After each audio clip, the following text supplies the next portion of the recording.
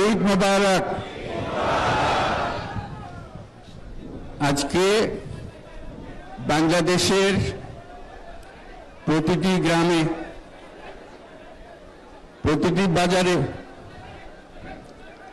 প্রতিটি গঞ্জে, প্রতিটি শহরে ঈদের জামাত অনুষ্ঠিত হচ্ছে। আমরা জাতির পক্ষ থেকে জামাতে যারা যেখানে শরীক হয়েছেন তাদেরকে ঈদ মোবারক জানাচ্ছি। একটু জোরে বলেন, তারা যেন সবাই শুনতে পায়। যারা ঈদের জামাতে শরীক হবার সুযোগ পাননি তাদেরকেও আমরা ঈদ মোবারক জানাচ্ছি, সেটাও জোরে ঈদ মোবারক দেন। আমাদের মা বোনেরা, মহিলারা যারা ঘরে আছেন তাদেরকেও আমরা জাতির পক্ষ থেকে ঈদ মোবারক জানাচ্ছি। আমাদের প্রবাসী শ্রমিকরা যারা বিদেশে আছে, সারা বছর কষ্ট করেছে, আজকে হয়তো ঈদের জামাতে যেতে পারবেন কিংবা যেতে পারবেন না, কিন্তু জাতির পক্ষ থেকে আমরা তাদেরকেও ঈদ মোবারক জানাচ্ছি। যারা বাংলাদেশিরা আছেন পৃথিবীর বিভিন্ন দেশে, জাতির পক্ষ থেকে তাদেরকে আমরা বলে যাইনি, তাদেরকেও আমরা ঈদ মোবারক জানাচ্ছি।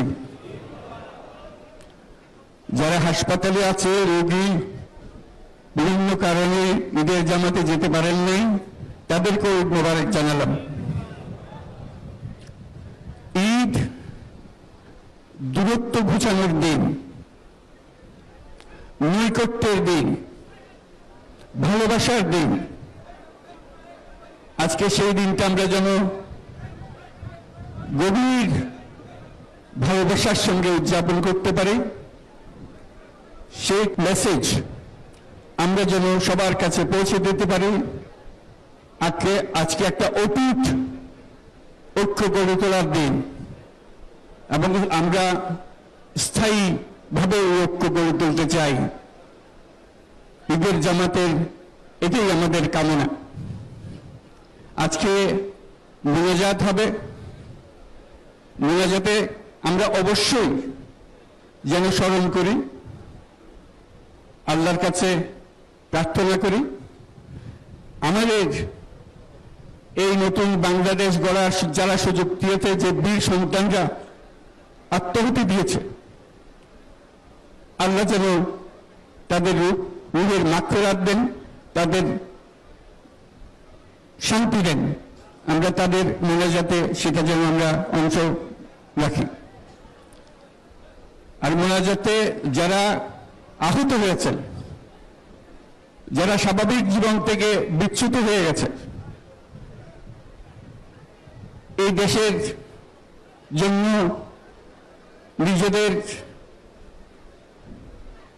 স্বাভাবিক জীবন ত্যাগ করতে যারা বাধ্য হয়েছে, তাদের স্বাভাবিক জীবন যাপনের ক্ষমতা দেওয়ার জন্য, রোগমুক্তির জন্য আল্লাহর কাছে যেন আমরা প্রার্থনা করি। আজকের দিনে আমরা প্রার্থনা করি, যেই নৈকট্য আজকের দিনে আমরা শুরু করলাম, এই নৈকট্য এবং এই ঐক্য জাতির জন্য যেন স্থায়ী হয়, আমরা যেন একটা ঐক্যবদ্ধ জাতি হিসেবে সামনে এগিয়ে যেতে পারি। যারা আত্মত্যাগ করেছেন, যারা নতুন বাংলাদেশের স্বপ্ন